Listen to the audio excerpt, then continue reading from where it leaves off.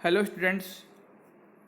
अब हम अगला टॉपिक पढ़ेंगे जो है torque on an electric dipole in a uniform electric field. तो टॉर्क होता क्या है बेसिकली हम वो पहले देख लेते हैं कि अगर कोई रोड है, ये इस पॉइंट से प्यूटेड है, सस्पेंड है, तो क्या होगा अगर हम इस पे फोर्स अप्लाई करें तो क्या होगा, ये रोटेट करना स्टार्ट कर देगा यहाँ से। और अगर डिस्टेंस आर है तो टॉर्क फाइंड करने के दो फॉर्मूले होते हैं।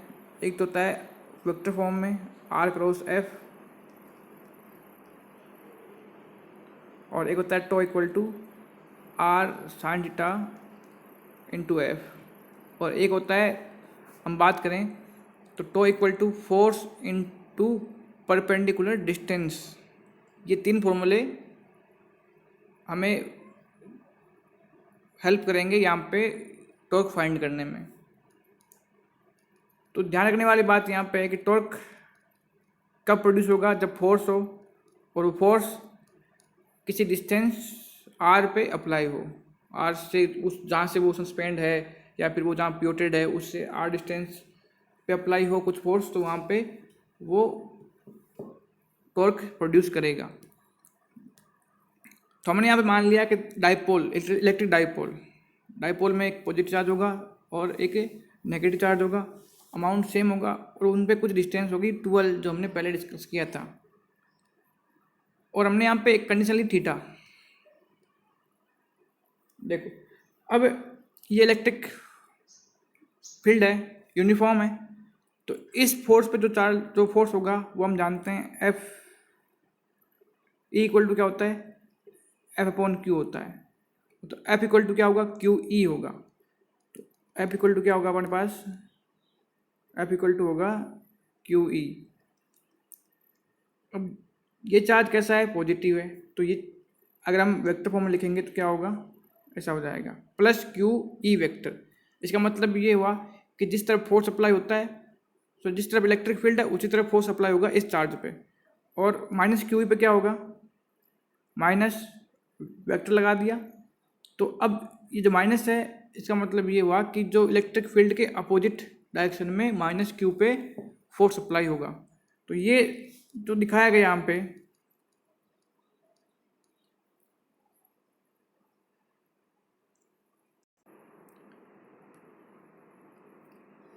ये जो क्या है, ये फोर्स है इस प्लस क्यू पे और ये फोर्स है इस माइनस क्यू पे।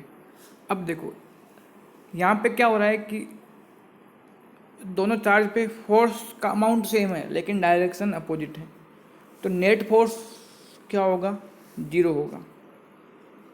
समझ रहे हो कि एक रस्सी है, इस पॉइंट को अगर हम इस तरफ खींचे सेम फोर्स से, इसको इस तरफ खींचे सेम फोर्स से, डायरेक्शन अपोजिट है। एक रस्सी हमने यहाँ पे ली है, मान लो डाइपोल है, अगर फोर्स दोनों का अमाउंट सेम है तो इस पर फोर्स क्या अप्लाई हो रहा है, कुछ नहीं हो रहा, अमाउंट सेम है, डायरेक्शन अपोजिट हो गई, तो इस रस्सी पे कुछ फोर्स, नेट फोर्स है ही नहीं। तो ऐसा ही डाइपोल में हो रहा है कि डाइपोल में हम अगर फोर्स अप्लाई करें और डायरेक्शन अपोजिट हो तो नेट फोर्स तो जीरो होगा, इसलिए यहाँ पे ट्रांसलेशन मोशन नहीं होती। ट्रांसलेशन मोशन होने के लिए नेट फोर्स जीरो नहीं होना चाहिए, तब भी कोई मोशन ट्रांसलेशन होगी। और रोटेशनल मोशन के लिए टॉर्क प्रोड्यूस होना ज़रूरी है, अगर वो नहीं हो रहा तो वहाँ पे रोटेशनल मोशन नहीं होती। अगर दोनों नहीं होती तो वो जो ऑब्जेक्ट है वो किस में होता है, इक्विलिब्रियम कंडीशन में होता है, यानी वो वहाँ से मूव नहीं करेगा, नहीं तो उसमें मोशन रोटेशनल होगी नहीं ट्रांसलेशन होगी। लेकिन यहाँ पे अगर बात करें तो यहाँ पे फोर्स जीरो है लेकिन टॉर्क जीरो नहीं है। क्यों नहीं, टॉर्क होता क्या कि ये जो फोर्स है ये इसको इस तरफ घुमाने की कोशिश करेगा और ये इसको इस तरफ घुमाने की कोशिश करेगा, तो ये रोटेट कर जाएगा। फोर्स तो जीरो है लेकिन टॉर्क जीरो नहीं है, तो टॉर्क जीरो नहीं, इसका मतलब क्या होगा, ये रोटेट करना स्टार्ट कर देगा। अब जब रोटेट करना स्टार्ट करेगा तो एक क्वांटिटी, फिजिक्स में क्वांटिटी है टॉर्क, वो हमें फाइंड करनी पड़ेगी। उसके लिए हमने अभी डिस्कस किया था कि फॉर्मूला होता है टॉर्क इक्वल टू फोर्स। यहाँ पे कौन सा फोर्स है, इलेक्ट्रिक फोर्स, तो electric force into perpendicular distance. Perpendicular means जो दो फोर्स लग रहे हैं, जो फोर्स लग रहे हैं कपल में, कपल में दो फोर्स लग रहे हैं उनके बीच की परपेंडिकुलर डिस्टेंस यानी सीधी डिस्टेंस। देखो यहाँ पे इस पे फोर्स किस तरफ लग रहा है, इस तरफ लग रहा है, और इस पे इस तरफ लग रहा है।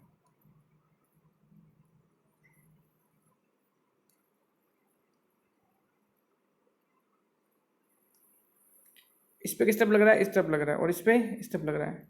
तो अब इनके बीच दो डिस्टेंस होती है, ये वाली डिस्टेंस होती है सीधी डिस्टेंस। इस पे लग रहा है इस तरफ, और इस पे लग रहा है इस तरफ। तो ये दो डिस्टेंस वो कौन सी होगी, ये होगी परपेंडिकुलर डिस्टेंस। ये हमें फाइंड करनी है। तो हम फाइंड करने के लिए हम क्या करेंगे, यहाँ पे देखो, देखो ये कितना है, ये कौन सा एंगल बन गया, इसको हम यहाँ पे देख लेते हैं। ये अपने पास 2L हो गया, ये थीटा हो गया। हमें डिस्टेंस चाहिए ये वाली, ये चाहिए। तो अब देखो हम अगर अप्लाई करें तो ये क्या हो गया, इसके लिए हाइपोटेन्यूस हो गया। ये क्या हो गया, इसके लिए परपेंडिकुलर हो गया। तो हम लगाते हैं sine theta equal to perpendicular upon 2L।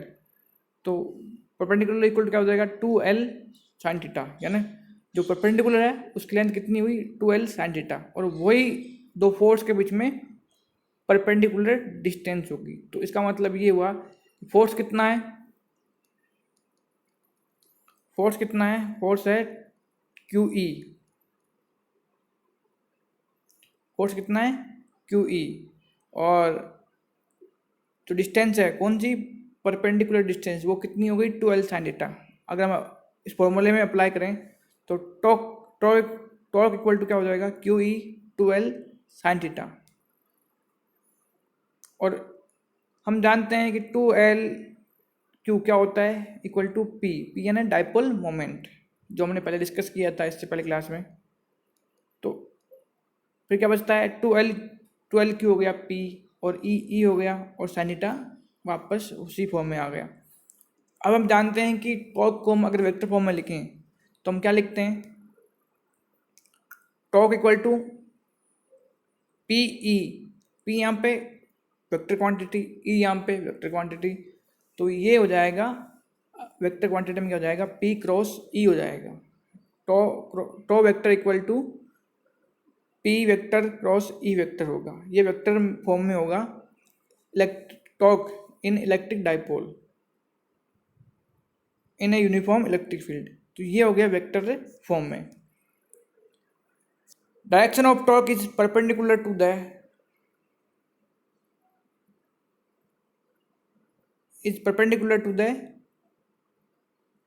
And into the plane containing P and E।